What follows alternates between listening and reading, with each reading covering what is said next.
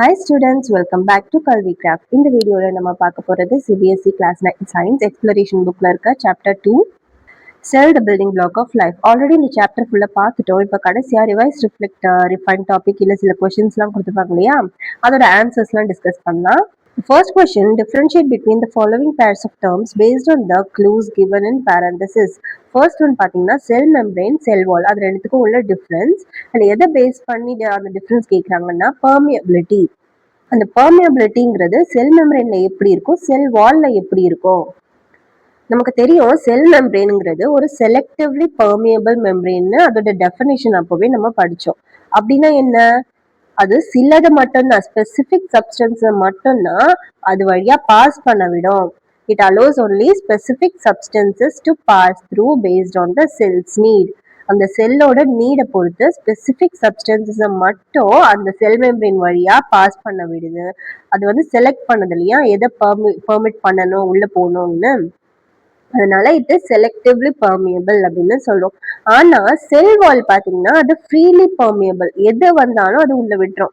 letting almost all substances like water, minerals and pass through without restriction.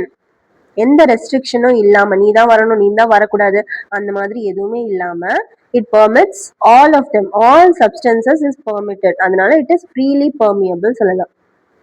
So இந்த மாதிரி தான் permeability base பண்ணி இந்த செல் மெம்பரேனும் செல் வாலும் எப்படி டிஃபர் ஆகுது அப்படின்னு சொல்லணும். இப்போ நெக்ஸ்ட் கொஸ்டின் என்ன கேட்டிருக்காங்கன்னா, difference between rough endoplasmic reticulum and soft endoplasmic reticulum. அது எதை பேஸ் பண்ணி டிஃபரன்ஸ் கேட்குறாங்கன்னா ஸ்ட்ரக்சர். இப்போ ஸ்ட்ரக்சர் அது பார்க்கும்போது எப்படி இருக்கும், ரஃபா இருக்கும். அதனாலதான் அதுக்கு பேரு ரஃப் எண்டோபிளாஸ்மிக் ரெட்டிகுலம்னு வச்சிருக்காங்க. அண்ட் ஸ்மூத் எண்டோபிளாஸ்மிக் ரெட்டிகுலம் வந்து ஸ்மூத்தா இருக்கும். அண்ட் அது ஏன் ரஃபா இருக்குன்னா அந்த எண்டோபிளாஸ்மிக் ரெட்டிகுலம் மேல ரைபோசோம்ஸ் வந்து ஒட்டிட்டு இருக்கும். அதனாலதான் அது பார்க்கிறதுக்கு ரஃபா தெரியுது. So rough endoplasmic reticulum has ribosomes attached to its surface, giving it a rough appearance. And smooth endoplasmic reticulum lacks ribosomes. அங்க ribosomes இல்ல, அதனால it appears smooth. அவ்வளவுதான் ஆன்சர். இப்போ next difference is between chloroplast and chromoplast. And அது எதை base பண்ணினா pigment base பண்ணி differ பண்ண சொல்றாங்க. இப்போ குளோரோபிளாஸ்ட் வந்து என்ன colour pigment, green colour pigment. லீவ்ஸ்ல எல்லாம் இருக்கும் குளோரோஃபில், போட்டோசிந்தசிஸ்க்கு யூஸ் ஆகும், அது மாதிரிலாம் படிச்சோம் இல்லையா. அப்போ குளோரோபிளாஸ்ட் வந்து கிரீன் பிக்மெண்ட்டை வச்சிருக்கு. அண்ட் அது பேரு குளோரோஃபில் ஃபார் போட்டோசிந்தசிஸ். போட்டோசிந்தசிஸ்க்கு குளோரோஃபில்னு ஒரு கிரீன் பிக்மெண்ட் தேவைப்படுது. அது எங்க இருக்குன்னா அந்த குளோரோபிளாஸ்ட்ல இருக்கு. அப்ப குரோமோனா என்ன அப்படின்னா அது கலர் கலரா இருக்கும். Chromoplast contain yellow, orange, red pigments that are the source of bright colors in flowers and fruits. The chromoplast வந்து flowers, fruitsக்குலாம் தேவைப்படுற அந்த pigments, red pigments, yellow pigments, orange pigments அதெல்லாம் வந்து chromoplastல இருக்கு. So green pigment chloroplast and கலரா இருந்துச்சுன்னா அது chromoplast. and இது இல்லாம இன்னொன்னு நம்ம படிச்சோம் leucoplast, அது வந்து whiteன்னு அர்த்தம். லூக்கோன்னா white. இப்போ next question, two similar animal செல்ஸை வந்து are placed in two different solutions. ரெண்டு டிஃப்ரெண்ட் சொல்யூஷன்ல பிளேஸ் பண்றாங்க. Cell X is placed in pure water. ரெண்டு அனிமல் செல்ஸ்லயே ஒன்று எக்ஸ் ஒன்று வைன்னு வச்சுக்கலாம். இப்போ எக்ஸ் வந்து பியூர் வாட்டர்ல பிளேஸ் பண்றாங்க. அண்ட் செல் ஒய் வந்து கான்சென்ட்ரேட்டட் சால்ட் சொல்யூஷன்ல பிளேஸ் பண்றாங்க. இப்போ cells are observed after some time. கொஞ்ச நேரம் கழிச்சு அந்த செல்ஸ் எப்படி இருக்குன்னு பார்த்தோம்னா cell X swells. X cell வந்து ஸ்வெல் ஆயிருக்கு.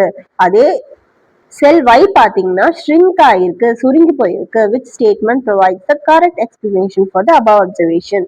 இப்போ அது ஏன் நடந்திருக்குன்னு சில கீழே வந்து எக்ஸ்பிளனேஷன் கொடுத்துருக்காங்க.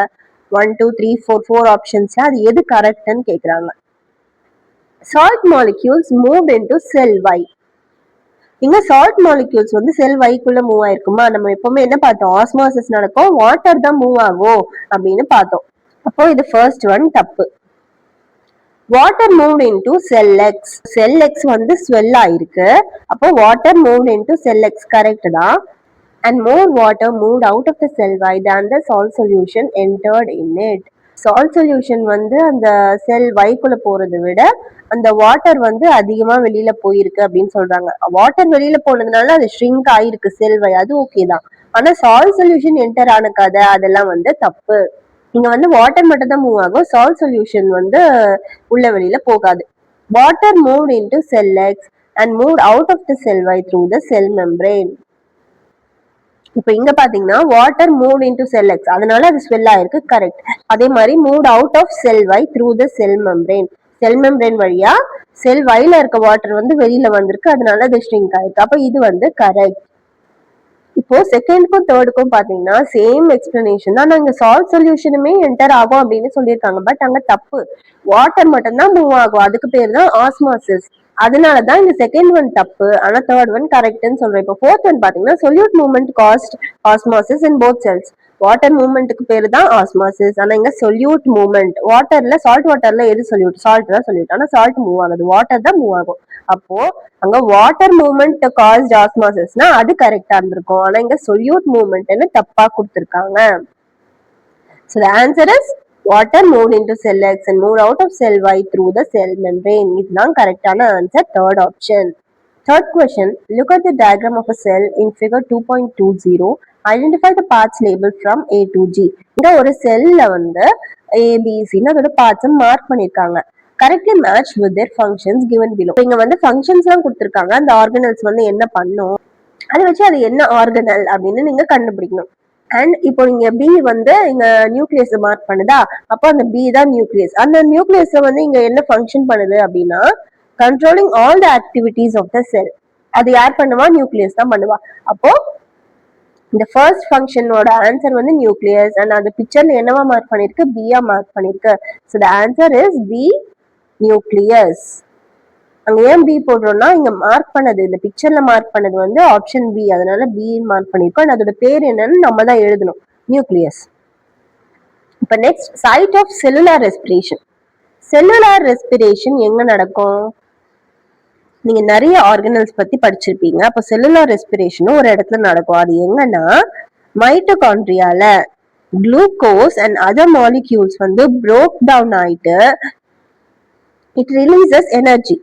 இந்த பவர் ஹவுஸ் ஆஃப் த செல் நம்ம எது சொல்லுவோம்? மைட்டோகாண்ட்ரியா தானே சொல்லுவோம். அங்கதானே எனர்ஜி வந்து ப்ரொடியூஸ் ஆகுது.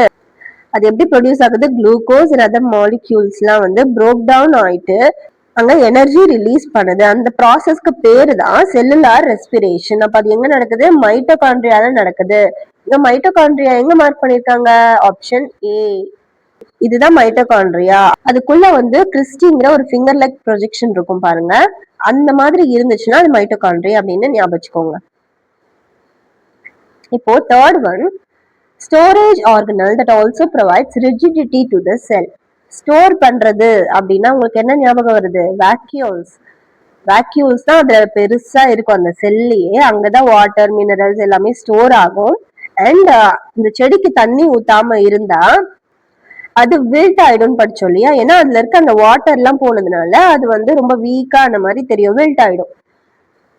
அப்போ அந்த பிளான்ட் வந்து ரிஜிடா இருக்கணும் அப்படின்னா அந்த வேக்யூல் ஃபுல்லா வாட்டர் இருக்கணும்.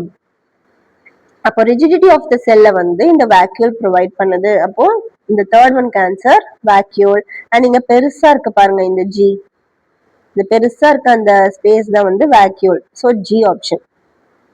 இப்போ fourth one, separates the cell contents from surroundings. இப்போ ஒரு செல்லோட அவுட்டர் பவுண்ட் தான் அந்த செல் கண்டென்ட்டை செப்பரேட் பண்ணும் ஃப்ரம் த சரௌண்டிங்ஸ். அப்போ அது என்னது? செல் மெம்பரேன். இங்க எஃப் இருக்கு பாருங்க, இதுதான் செல் மெம்பரேன்.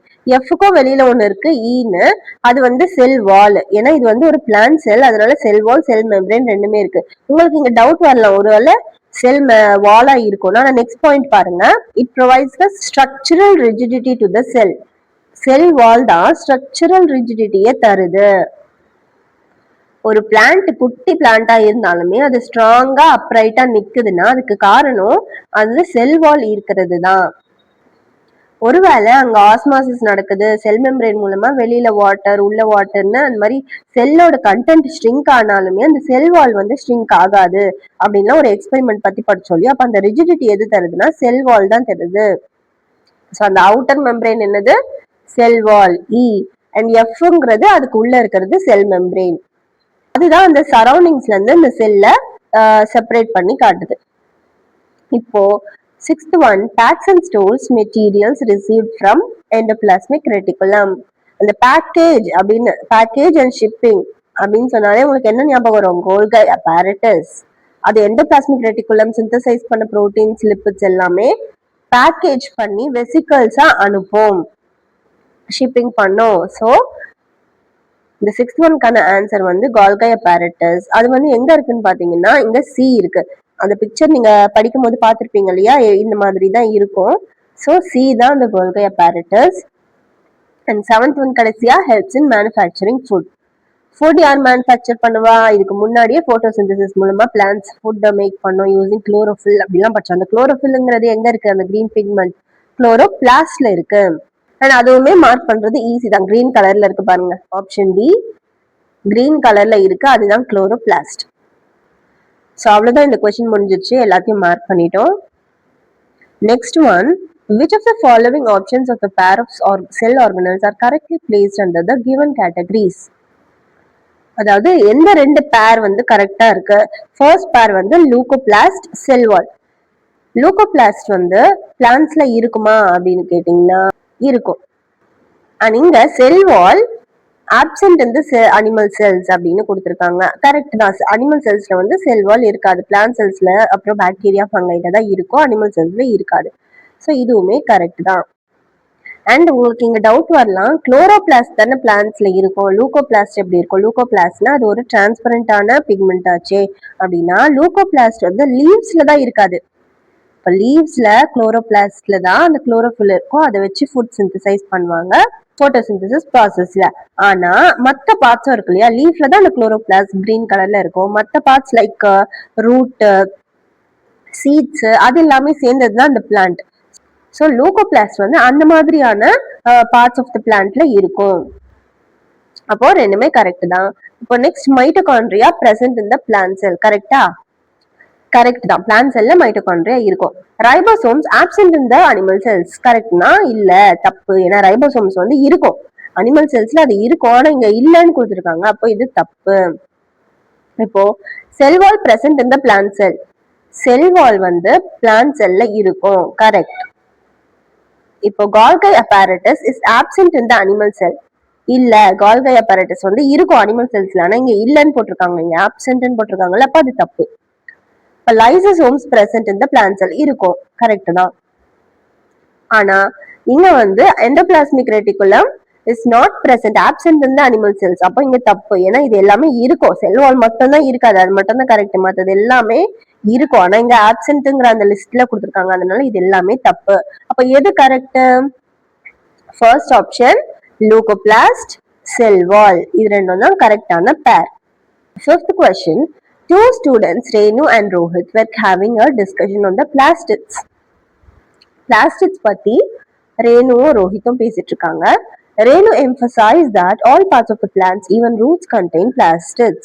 ரேணு சொல்றாங்க ஆல் பார்ட்ஸ் ஆஃப் த பிளான்டோட எல்லா பார்ட்ஸும், அதாவது லீஃப் மட்டும் இல்ல, ரூட், ஸ்டெம்ஸ்னு எல்லா பார்ட்ஸுமே பிளாஸ்டிக்ஸ் இருக்கு அப்படின்னு சொல்றாங்க. However Rohit did not agree with the statement. ஆனா ரோஹித் அதை ஒத்துக்கல. அவன் என்ன சொன்னானா, told her that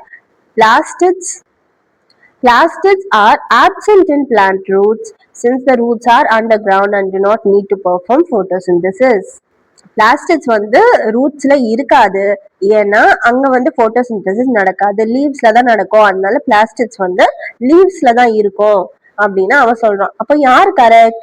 justify your answer. இப்பதான் நம்ம சொன்னோம் லூகோபிளாஸ்ட் வந்து லீவ்ஸ்ல இருக்காது, ஏன்னா அது வந்து ஒரு கலர்லெஸ் பிக்மெண்ட் தான், அப்போ அது வேற ஏதாவது பார்ட்ஸ்ல இருக்கலாம் அப்படின்னு. அப்போ லீவ்ஸ்ல வந்து குளோரோபிளாஸ்ட் இருக்கு, அது கிரீன் பிக்மெண்ட். மற்ற இடத்துல வேற பிக்மெண்ட் கூட இருக்கலாம். இப்போ ஃப்ரூட்ஸ்ல பாத்தீங்கன்னா குரோமோபிளாஸ்ட் இருக்கும், டிஃப்ரெண்ட் கலர்ஸ்ல வேணும்னு. அந்த மாதிரி ரூட்ஸ்ல வந்து லூகோபிளாஸ்டும் இருக்கலாம். அப்போ எல்லா பார்ட்ஸ் ஆஃப் த பிளான்ட்ஸ்லயும் இன்க்ளூடிங் ரூட்ஸ் பிளாஸ்டிக்ஸ் இருக்கும். ரேணு தான் கரெக்டா சொல்லியிருக்காங்க. however roots do not contain chloroplast. ஆனா ரூட்ஸ்ல வந்து குளோரோபிளாஸ்ட் இருக்காது, அந்த கிரீன் பிக்மெண்ட் இருக்காது. Because they are underground and lack light. ஏன்னா அந்த ரூட் வந்து உள்ள இருக்கு, it lacks light and underground, அதனால அங்க போட்டோசிந்தசிஸ் நடக்காது. Instead root cells have leucoplast. Root செல்ஸ்ல என்ன இருக்கும்னு பாத்தீங்கன்னா லூகோபிளாஸ்ட் இருக்கும். லூகோபிளாஸ்ட் என்ன பண்ணா, it stores food materials like starch, oils and ப்ரோட்டீன்ஸை ஸ்டோர் பண்ணி வைக்கும். அப்போ இதுல இருந்து என்ன தெரியுது, பிளான்ட்ஸ்க்கு வந்து எல்லா பார்ட்ஸ் ஆஃப் த பிளான்ட்ஸ்லயும் பிளாஸ்டிக்ஸ் இருக்கும். அங்க வந்து ஃபுட் சிந்தசைஸ் நடக்காததுனால அங்க பிளாஸ்டிக்ஸே இல்லைன்னு சொல்ல முடியாது. அங்க குளோரோபிளாஸ்ட் தான் இல்ல, ஏன்னா குளோரோபிளாஸ்ட் தான் அந்த போட்டோசிந்தசிஸ்ல ஹெல்ப் பண்ணுது. ஆனா அங்க அதுக்கு பதில் லூகோபிளாஸ்ட்னு வேற ஏதாவது பிளாஸ்டிக்ஸ், குரோமோபிளாஸ்டா கூட இருக்கலாம், அந்த மாதிரி வேற ஏதாவது பிளாஸ்டிக்ஸ் இருக்கலாம். ஆனா குளோரோபிளாஸ்ட் தான் கிடையாது. மத்தபடி ஏதோ ஒரு பிளாஸ்டிக் அங்க இருக்குதான் செய்யுது அந்த செல்லுல. Sixth question, mitochondria and chloroplast are two important organelles in a plant cell. Discuss how these two organelles are structurally and functionally similar to each other and different from each other. மைட்டோகாண்ட்ரியாவும் குளோரோபிளாஸ்டும் ரெண்டு important organelles plant செல்ல. இப்போ அதோட organelles வந்து எப்படி structurally and functionally பார்க்கறதுக்கோ and அது என்ன function பண்ணுதோ அதை பேஸ் பண்ணி அது சிமிலரா இருக்கும்ல. சிலது வந்து சிமிலராகவும் இருக்கலாம், சிலது வந்து டிஃப்ரெண்டாகவும் இருக்கலாம். ஸோ அது எப்படி ரிலேட் ஆயிருக்கு அப்படின்னு சில பாயிண்ட்ஸ் வந்து சொல்றாங்க. சிமிலாரிட்டிஸ் பார்த்தோம்னா மைட்டோகாண்ட்ரியா குளோரோபிளாஸ்ட் ரெண்டுத்துமே double membrane organelles, inner membrane and outer membrane ரெண்டு மெம்பரேன் இருக்கும் அது ரெண்டுத்துக்குமே, மைட்டோகாண்ட்ரியா அண்ட் குளோரோபிளாஸ்ட்க்கு. அண்ட் அது மட்டும் இல்லாம they have their own DNA and ribosomes. DNA ரைபோசோம்ஸுமே அதுக்கு தனித்தனியா இருக்கும். Like them to synthesize some of their own proteins. இந்த ரைபோசோம்ஸோட வேலை என்ன? they synthesize own protein. Protein ஃபேக்டரின்னு சொல்லுவோம் ரைபோசோம்ஸை. ஸோ அது ரெண்டுத்துக்குமே தனித்தனியா ரைபோசோம்ஸ் டிஎன்ஏலாம் இருக்கிறதுனால அதோட புரோட்டீன் அதுவே உருவாக்கியிருக்கோம். அதுதான் வந்து சிமிலாரிட்டி. டிஃபரன்ஸ்ல பாத்தீங்கன்னா ஸ்ட்ரக்சரலி இப்போ அந்த குளோரோபிளாஸ்டோட ஸ்ட்ரக்சர் அண்ட் மைட்டோகாண்ட்ரியோட ஸ்ட்ரக்சர் பாத்தீங்கன்னா அதுல ஒரு டிஃபரெண்ட் இருக்கும். எப்படின்னா inside the chloroplast there is a semi fluid substance called stroma. குளோரோபிளாஸ்ட்ல வந்து ஸ்ட்ராமா அப்படின்னு ஒரு பார்ட்டை பார்த்திருப்பீங்க. அது வந்து ஒரு டிஸ்க் ஷேப்ல இருக்கும். within the stroma are disc shaped membrane structures which contain chlorophyll. and the disc shaped அந்த ஸ்ட்ராமால தான் அந்த chlorophyll இருக்கும். இப்போ இதே மைட்டோகாண்ட்ரியால பாத்தீங்கன்னா they have folded inner membranes, finger like projections இருக்கும்னு சொன்னேன் இல்லையா மைட்டோகாண்ட்ரியால, அதுக்கு பேர் வந்து கிறிஸ்டி. ஸோ அது ஏன் அந்த மாதிரி இருக்குன்னா to increase surface area of respiration. நிறைய சர்ஃபேஸ் ஏரியானா நிறைய எனர்ஜி கிடைக்கும், அதனால அந்த சர்ஃபேஸ் ஏரியாவை இன்க்ரீஸ் பண்றதுக்காக அந்த ஃபிங்கர் லைக் ப்ரொஜெக்ஷன் வந்து இருக்கு. ஸோ குளோரோபிளாஸ்ட்ல டிஸ்க் ஷேப் மெம்பரேன் இருக்கும் அண்ட் மைட்டோகாண்ட்ரியால ஃபிங்கர் லைக் ப்ரொஜெக்ஷன்ஸ் இருக்கும். இப்போ இன்னொரு சிமிலாரிட்டி பார்த்தீங்கன்னா they are involved in energy conversion. அது ரெண்டுமே எனர்ஜி கன்வர்ஷன் ப்ராசஸ் பண்ணுது and R considered semi autonomous organelles. இதுக்கு முன்னாடி பாயிண்ட்ல அதுக்கு தனியா டிஎன்ஏ ரைபோசோம்ஸ்லாம் இருக்குன்னு சொன்னீங்க, அதனால அது செமி அட்டானமஸ் ஆர்கனல்ஸ் அப்படின்னு சொல்லலாம். அதால அதையே வந்து மல்டிப்ளை பண்ணிக்க முடியும் இண்டிபெண்டா. அண்ட் இன்னொரு டிஃபரன்ஸ் சொல்லணும்னா mitochondria are found in both plants and animal cells. Mitochondria வந்து பிளான்ட் செல் அனிமல் செல் ரெண்டுத்துலயுமே இருக்கும் and carry out cellular respiration. அது என்ன பண்ணுன்னா செல்லுலார் ரெஸ்பிரேஷன் கேரி அவுட் பண்ணுது. ஸோ செல்லுலார் ரெஸ்பிரேஷன் மூலமா எனர்ஜி ரிலீஸ் ஆகுது. எந்த ஃபார்ம்லனா ஏடிபி மூலமா. ஏடிபியோட ஃபுல் ஃபார்ம் என்ன ஞாபகம் இருக்கா? ஏடிபியோட ஃபுல் ஃபார்ம் என்னன்னு கமெண்ட்ல சொல்லுங்க. இப்போ குளோரோபிளாஸ்ட் பாத்தீங்கன்னா it is found only in plant cells. இது அனிமல் செல்ஸ்ல இருக்காது, பிளான்ட் செல்ஸ்ல மட்டும் தான் இருக்கும். அண்ட் அது என்ன பண்ணுன்னா போட்டோசிந்தசிஸ் பெர்ஃபார்ம் பண்ணும் when using the sunlight to produce glucose. And இது வந்து பிளான்ட் செல்ஸ்ல தான் இருக்கு. மைட்டோகாண்ட்ரியா வந்து ரெண்டுமே plant cells and animal cells ரெண்டுத்துலயுமே இருக்கு. இதுதான் இதோட difference. Seventh question, which of the following pair of cell organelles contains DNA? இப்போ போன கொஸ்டின்ல நம்ம என்ன பார்த்தோம்? டிஎன்ஏ வந்து எதுக்கு இருக்கு? குளோரோபிளாஸ்ட்லயும் இருக்கு, மைட்டோகாண்ட்ரியாலும் இருக்கு அப்படின்னு பார்த்தோம். இப்போ இங்க ஃபர்ஸ்ட் ஒன் பாத்தீங்கன்னா குளோரோபிளாஸ்ட், ஆனா இங்க ரைபோசோம்ஸ் இல்ல இருக்காது. இப்போ இது தப்பு. Mitochondria nucleus. நியூக்ளியஸ்ல வந்து டிஎன்ஏ இருக்கும் கண்டிப்பா. இப்போ நியூக்ளியஸ்லயும் டிஎன்ஏ இருக்கு, மைட்டோகாண்ட்ரியாலயும் டிஎன்ஏ இருக்கு. அப்போ திஸ் இஸ் ட்ரூ. கால்கை பாடிஸ்ல இருக்காது, ரைபோசோம்ஸ் இருக்காது. நியூக்ளியஸ்ல இருக்கும், ஆனா லைசோசோம்ஸ்ல இருக்காது டிஎன்ஏ. அப்போ இது எல்லாமே தப்பு தான் மத்ததெல்லாம். So the answer is second option, mitochondria nucleus. Chloroplast, mitochondria, nucleus எல்லாத்துலயுமே டிஎன்ஏ இருக்கும். எய்த் கொஸ்டின், இது வந்து ஒரு எக்ஸ்பெரிமெண்ட் பேஸ் பண்ணி கொஸ்டின் கேட்டிருக்காங்க.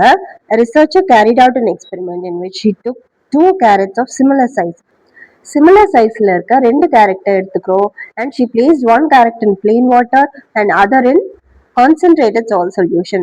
ஒரு கேரட்டை பிளெயின் வாட்டர்லயும் இன்னொரு கேரட்டை சால்ட் சொல்யூஷன்லயும் இந்த மாதிரி போட்டு வைக்கிறோம். ஆஃப்டர் 24 hours கழிச்சு பார்த்தா she recorded her observation. என்ன ஆயிருக்கும் அப்படிங்கிற அந்த அப்சர்வேஷன் வந்து ரெக்கார்ட் பண்ணியிருக்காங்க. அதுல அது பேஸ் பண்ணி தான் கொஸ்டின்ஸ் இருக்கு. ஃபர்ஸ்ட் கொஸ்டின் வந்து what hypothesis did she want to test through this experiment. இந்த எக்ஸ்பெரிமெண்ட் வச்சு அவங்க என்ன ப்ரூவ் பண்ண ட்ரை பண்றாங்க அப்படிங்கறது தான் கேள்வி. The researcher wants to test how osmosis affects plant tissue in hypotonic plain water and hypertonic solution which is salt solution conditions. இந்த பிளான்ட் டிஷ்யூ வந்து ஆஸ்மோசிஸ் எப்படி நடக்குது பிளான்ட் டிஷ்யூல அப்படிங்கறத அவங்க ரிசர்ச் பண்ண ட்ரை பண்ணிருக்காங்க. அதுக்கு பிளெயின் வாட்டர் அது வந்து ஹைப்போடானிக் சொல்யூஷன் அண்ட் சால்ட் சொல்யூஷனுங்கிறது ஹைப்பர்டானிக் சொல்யூஷன். ஹைப்பர் அதெல்லாம் பார்த்துருப்போம் இல்லையா? அப்படின்னா என்னன்னு, ஒரு இப்ப பிளெயின் வாட்டர் வச்சோம்னா அது அந்த கேரட் வந்து ஸ்வெல் ஆகும். அந்த மாதிரியான சொல்யூஷன்ல என்ன நடக்கும்னா, அந்த வெளியில இருந்து அந்த கேரட்டுக்குள்ள போயிட்டு அந்த கேரட் ஸ்வெல் ஆகும். அதுக்கு பேர் தான் ஹைப்பர்டானிக் சொல்யூஷன். ஹைப்பர்டானிக்னா அந்த கேரட்டுக்குள்ள இருந்து வெளியில வந்து கான்சென்ட்ரேட்டட் சொல்யூஷனா இருக்கும். அதனால கேரட்டுக்குள்ள இருக்க அந்த வாட்டர் வந்து வெளியில போயிடும், அந்த வாட்டர் மாலிக்யூல்ஸ். அதனால அந்த கேரட் ஷ்ரிங்க் ஆயிடும். அது வந்து ஹைப்பர்டானிக் கேஸ். அதுக்குதான் அந்த சால்ட் சொல்யூஷன். சால்ட் சொல்யூஷன்ங்கிறது ஒரு கான்சென்ட்ரேட்டட் சொல்யூஷன். அந்த மாதிரி டிஃப்ரெண்ட் கண்டிஷன்ஸ்ல இந்த பிளான்ட் டிஷ்யூ எப்படி ஆஸ்மோசிஸ் பண்ணுது அப்படிங்கறத அந்த ரிசர்ச் பண்றாங்க. She expects water to enter the carrot cells in plain water and leave them in salt solution. So அதை டெஸ்ட் பண்றதுக்கு தான் இந்த எக்ஸ்பெரிமெண்ட் பண்றாங்க. அண்ட் அவங்க என்ன எதிர்பார்க்கறாங்க அப்படின்னா, கேரட் செல்ஸ் வந்து ஸ்வெல் ஆகணும். ஏன்னா அந்த பிளெயின் வாட்டர் வந்து கேரட்டுக்குள்ள போகணும். அண்ட் சால்ட் சொல்யூஷன்ல இருக்க அந்த கேரட் பாத்தீங்கன்னா ஷ்ரிங்க் ஆகும். ஏன்னா அந்த வாட்டர் கேரட்ல இருக்க வாட்டர் வந்து வெளியில சால்ட் சொல்யூஷனுக்கு போகும். ஸோ இந்த ஆஸ்மோசிஸோட எஃபெக்டை டெஸ்ட் பண்றதுக்கு தான் இந்த எக்ஸ்பெரிமெண்ட் பண்றாங்க. Second question, what would you suggest for the improvement of this experiment. இதை இன்னும் இம்ப்ரூவ் பண்ணணும் இந்த எக்ஸ்பெரிமெண்ட் அப்படின்னா என்ன பண்ணலாம்னா, இதோட வெயிட் கண்டுபிடிக்கலாம். இப்போ இதுக்கு முன்னாடி ஒரு எக்ஸ்பெரிமெண்ட் இதே மாதிரி சிமிலரா பொட்டேட்டோ வச்சு பார்த்தோம். அங்க வெயிட்லாம் நம்ம மெஷர் பண்ணுவோம். அந்த மாதிரி ஒரு டிஜிட்டல் பேலன்ஸ் யூஸ் பண்ணி இனிஷியல் அண்ட் ஃபைனல் வெயிட்டை நம்ம கண்டுபிடிக்கலாம். ஸோ தட் அது எவ்வளோ இன்க்ரீஸ் ஆயிருக்கு, வெயிட் எவ்வளோ டிக்ரீஸ் ஆயிருக்கு, வெயிட் அவ்வளோ அமௌண்ட் ஆஃப் வாட்டர் மாலிக்யூல்ஸ் வெளியில உள்ள வருது அப்படின்னு தெரிஞ்சுக்கலாம். அண்ட் கேரட்டை வந்து ஈக்குவல் சைஸ்டு பீசஸா நம்ம கட் பண்ணி வைக்கணும். இங்க வந்து ஈக்குவல் சைஸ் கேரட்ஸ் 2 எடுத்துக்கிட்டோம். இல்லைன்னா நம்ம அந்த மாதிரி ஈக்குவல் சைஸ்டா எடுத்துக்கணும். அண்ட் எந்த ஒரு எக்ஸ்பெரிமெண்டா இருந்தாலுமே ரொம்ப அக்யூரேட்டா நமக்கு ஆன்சர் வரணும்னா அந்த எக்ஸ்பெரிமெண்ட்டை நம்ம ரிப்பீட் பண்ணணும். 2-3 தடவை பண்ணி பார்த்து அதோட வேல்யூஸ் எப்படி இருக்குன்னு பார்த்தா நமக்கு அக்யூரேட்டான ஆன்சர் கிடைக்கும். அதனால நம்ம எக்ஸ்பெரிமெண்ட்டை ரிப்பீட் பண்ணணும். அண்ட் ஒவ்வொரு தடவையும் same concentration of salt solution each time. ஒவ்வொரு தடவை எக்ஸ்பெரிமெண்ட்டை ரிப்பீட் பண்ணும் போதும் ஒரே மாதிரியான வெயிட் இருக்க கேரட் அண்ட் ஒரே மாதிரியான கான்சென்ட்ரேஷன் இருக்க சால்ட் சொல்யூஷன் அந்த மாதிரி யூஸ் பண்ணா உங்களுக்கு அக்யூரேட்டான ஆன்சர்ஸ் வரும். Why does the carrot in plain water stay stiff and crunchy, but the carrot in concentrated salt solution become rubbery and limp? இது ஏன்னு நமக்கு தெரியும். பிளெயின் வாட்டர்லாம் வந்து என்ன ஆகுது, அந்த கேரட் குள்ள போகுது இல்லையா? So the carrot in plain water stays stiff and crunchy because water enter the cells by osmosis, increasing turgidity. Turgidity-na the state of being swollen. அந்த ஸ்வெல் ஆகி இருக்கிறது அண்ட் ஃபார்மா இருக்கிறது, அதுக்கு பேர் தான் அந்த டர்ஜிடிட்டி சொல்லுவாங்க. அது வந்து இன்க்ரீஸ் ஆகும். அந்த வாட்டர் வந்து உள்ள அந்த கேரட்டுக்குள்ள போகிறதுனால அந்த டர்ஜிடிட்டி இன்க்ரீஸ் ஆகுது. The carrot in salt solution becomes rubbery and limp because salt solutionல இருக்க அந்த கேரட் வந்து ரப்பரியா இருக்கு. ஏன்னா அதுல இருக்க வாட்டர்ஸ் வந்து it leaves out of the cell. Carrot செல்ல இருந்து வெளியில வந்து அந்த வாட்டர் அந்த சால்ட் சொல்யூஷன்ல வந்துருது அந்த வாட்டர்லாம். அதனால அதோட டர்ஜிடிட்டி வந்து டிக்ரீஸ் ஆகுது. It causes loss of turgidity. அந்த ஃபர்ம்னஸ் வந்து கம்மி ஆயிருது. அது வந்து அப்படியே ஷ்ரிங்க் ஆயிருதுல்ல, அந்த வாட்டர்லாம் வெளியில வந்தது, அதனால ஷ்ரிங்க் ஆயிருது. ஸோ அது ரப்பரியா இருக்கும் because of loss of turgidity. Ninth one, indicate the presence or absence of following structure in bacterial and animal cells. இந்த சைடு வந்து ஸ்ட்ரக்சர் ஆஃப் த செல் கொடுத்துருக்காங்க. இந்த ஸ்ட்ரக்சர் வந்து பாக்டீரியல் செல்ஸ்ல இருக்கா இல்லையா, அனிமல் செல்ஸ்ல இருக்கா இல்லையா அப்படின்னு சொல்ல போறோம். குரோமோசோம் வந்து எங்க இருக்கும்னா நியூக்ளியஸ்ல இருக்கும். இப்போ பாக்டீரியால அந்த நியூக்ளியாய்டுன்னு சொல்லுவோம். ஏன்னா அதுக்கு மெம்பரேன் இருக்காது. பட் அது மற்றபடி அங்கேயும் வந்து நியூக்ளியஸ் இருக்கு அந்த நியூக்ளியாய்டுங்கிற பேர்ல. அப்ப அங்க வந்து குரோமோசோம்ஸ் இருக்கு. அதனால பாக்டீரியல் செல்ல chromosomes is present and animal செல்லையும் குரோமோசோம்ஸ் பிரசன்ட் தான் ஆயிருக்கும். அண்ட் பாக்டீரியல் செல்ல நியூக்ளியஸ் இருக்குமான்னு கேட்டீங்கன்னா அங்க நியூக்ளியாய்டு தான் இருக்கு, அந்த ஜெனட்டிக்கல் மெட்டீரியல் மட்டும்தான் இருக்கு. நியூக்ளியஸ்ங்கிறது அந்த well bound membrane bounded nucleus இல்ல, அதனால இங்க ஆப்சென்ட்.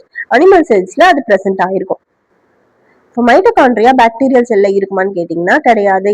ஏன்னா அது வந்து ஒரு ப்ரோகாரியாட்டிக் செல், பிரிமிட்டிவ் செல். அங்க மெம்பரேன் பவுண்ட் ஆர்கனல்ஸ் இருக்காது, நியூக்ளியஸுமே இருக்காது, நியூக்ளியாய்டு தான் இருக்கும் அப்படின்னு பார்த்தா அப்போ மைட்டோகாண்ட்ரியா, கால்கை காம்ப்ளெக்ஸ், குரோமோபிளாஸ்ட் எதுவுமே இருக்காது, ஆப்சென்ட். இதே அனிமல் செல்ஸ்ல பாத்தீங்கன்னா மைட்டோகாண்ட்ரியா, கால்கை காம்ப்ளெக்ஸ் எல்லாமே இருக்கும், ஸோ பிரசன்ட். ஆனா குரோமோபிளாஸ்ட் வந்து இருக்காது. அனிமல் செல்ஸ்ல வந்து குரோமோபிளாஸ்ட் இருக்காது, ஆப்சென்ட்.